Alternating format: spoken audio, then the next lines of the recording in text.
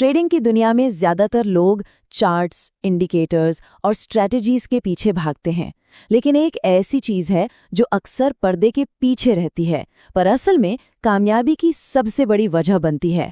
आज हम उसी छुपी हुई बढ़त को सामने ला रहे हैं, प्रोफेशनल रिस्क मैनेजमेंट। ये लाइन रिस्क है तो इश्क है सुनने में कितनी अच्छी लगती है ना?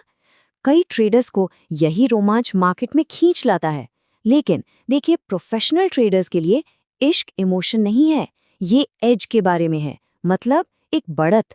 वो बस कोई भी रिस्क नहीं लेते, वो ऐसे मौके ढूंढते हैं जहां जीतने की गुंजाइश खोने के डर से कहीं ज्यादा हो।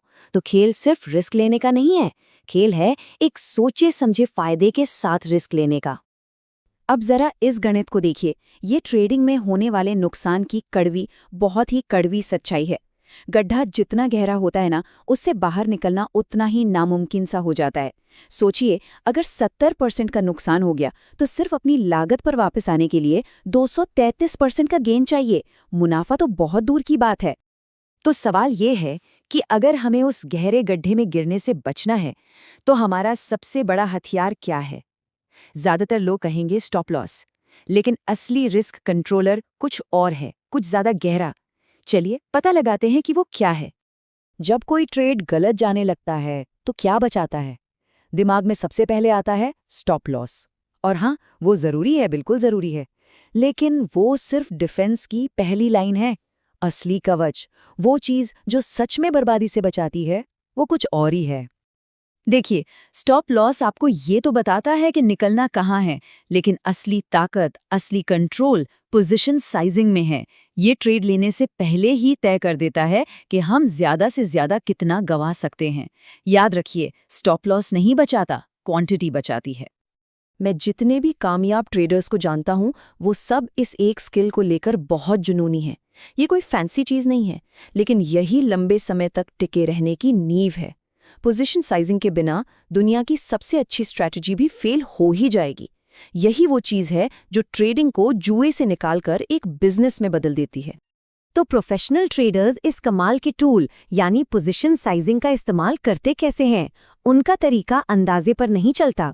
ये 3 मजबूत पिलर्स पर बना है जो एक किले की तरह काम करते हैं। चलिए इन तीनों पिलर्स को एक एक करके समझते हैं।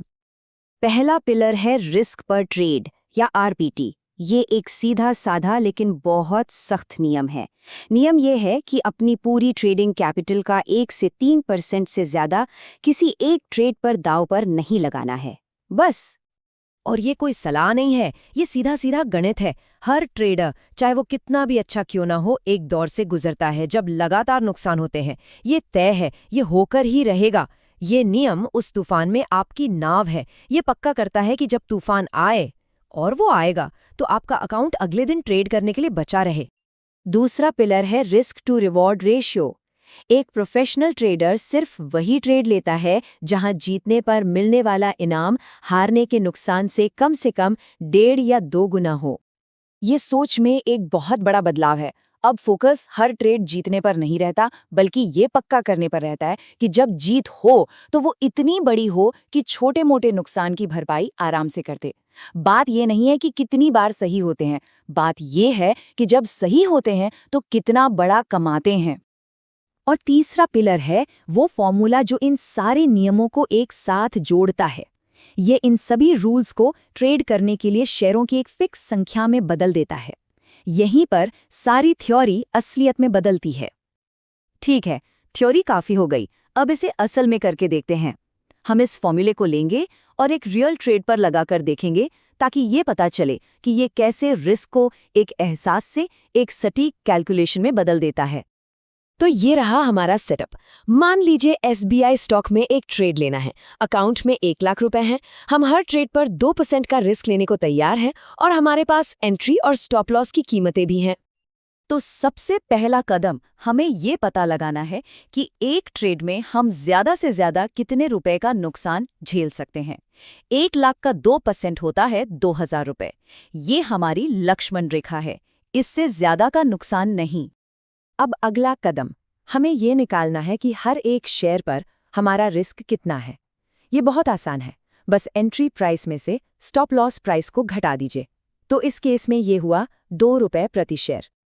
और आखिर में हम अपने कुल रिस्क को प्रति शेयर रिस्क से डिवाइड कर देंगे। इससे हमें पता चल जाएगा कि हमें कितने शेयर खरीदने हैं। तो 2000 रुपए को 2 से डिवाइड किया और जवाब आया 1000 शेयर, ना एक ज्यादा ना एक कम। और बस यही है असली जादू। ट्रेड में घुसने से पहले ही हमने अपने सबसे बुरे हालात को काबू में कर लिया है। अब बाजार चाहे कुछ भी करे, हमें पता है कि हमारा ज्यादा से ज्यादा नुकसान 2000 रुपए ही होगा। ये कोई भविष्यवाणी नहीं है, ये पहले से तय किया हुआ कंट्रोल है। ये जो प्रोसेस हमने अभी देखा, यही एक शौकिया और एक प्रोफेशनल के बीच का सबसे बड़ा फर्क है। यही वो चीज़ है जो ट्रेडिंग को जुए से निकालकर एक सलीके से चलाए जाने वाले बिजनेस में बदल देती है। ये वो सख्त नियम है जो अनुशासन बनाते हैं। ये एक ट्रेडर को उसकी अपनी भावनाओं के जाल में फंसने से बचाते हैं, जैसे कि बदला लेने के लिए ट्रेड करना या ज़रूरत से ज़्यादा ट्रेडिंग करना। इस पूरी बात का सार यही है, क्वांटिटी यानी मात्रा को कंट्रोल करने का अनुशासन ही आपको बाजारों में लंबे समय तक टिकाए रखता है। स्टॉप लॉस तो सिर्फ एक दरवाज़ा है बाहर निकलने का। आपकी क्वांटिटी तय करती है कि उस दरवाजे से निकलते वक्त चोट कितनी लगेगी। तो आखिर में चुनाव बस 2 चीज़ों के बीच है, या तो किस्मत के भरोसे बैठे रहें या फिर एक प्रोफेशनल तरीका अपनाएं जिसे लंबी कामयाबी के लिए बनाया गया है। फैसला आपका है।